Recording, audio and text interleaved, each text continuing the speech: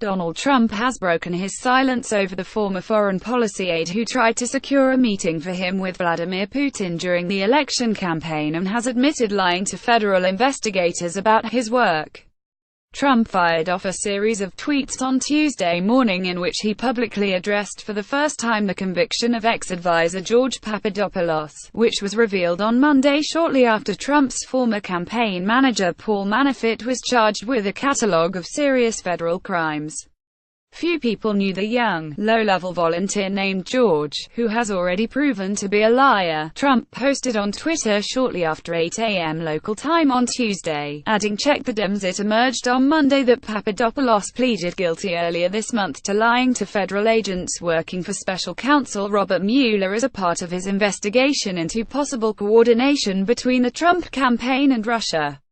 Papadopoulos' plea was unsealed on the same day Manafort and a business associate, Rick Gates, were charged with money laundering, tax evasion, fraud and failing to register as agents of foreign interests.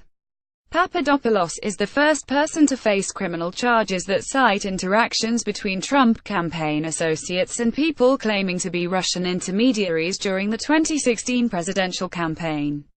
Despite Trump's claim that few people knew Papadopoulos, the future president himself referred to him as an excellent guy in an interview with The Washington Post in March 2016 about his new foreign policy team. Later that month, the future president posted a picture on Instagram captioned, "Meeting with my national security team," in which Papadopoulos can be seen 4 seats to his right. In addition, the court documents released by Mueller's team on Monday show that unnamed campaign officials told Papadopoulos great work when he said he was trying to arrange a meeting between Trump and Putin and encouraged him to make a trip to meet Russian officials in lieu of Trump himself. The meetings never happened and, following the dramatic events in Washington on Monday, the president's team insisted that Papadopoulos, 30, played a limited role in the campaign and had no access to Trump. Trump sent out heated tweets repeatedly on Sunday, calling Mueller's investigation a witch hunt and asserting that there was no collusion between his election campaign and the Russian authorities and calling for greater scrutiny of claims of wrongdoing by his election rival Hillary Clinton and the Democratic Party.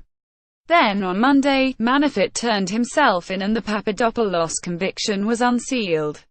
Trump tweeted on Tuesday morning, "The fake news is working overtime." As Paul Manafort's sick lawyer said, there was no collusion and events mentioned took place long before he came to the campaign. He then sought to distance himself from Papadopoulos and further tweeted that he hoped people would focus instead on his plans for tax cuts and Democrat corruption. Meanwhile, Russian officials brushed off the allegations in broad terms without going into specifics. Senator Alexei Pushkov wrote on Twitter, "Neither Trump nor his campaign or Russian officials are mentioned. A professor with ties to the Kremlin ridiculous." Papadopoulos' plea deal states that he was told in April 2016 by an unnamed professor, identified by The Washington Post as Joseph Mifsud, that Russia had dirt on Clinton in the form of thousands of emails. The foreign minister, Sergei Lavrov, called the allegations of a Russian link hysteria, while the ministry's spokeswoman, Maria Zakharova, wrote on Facebook that she was enjoying following the American circus around the allegations.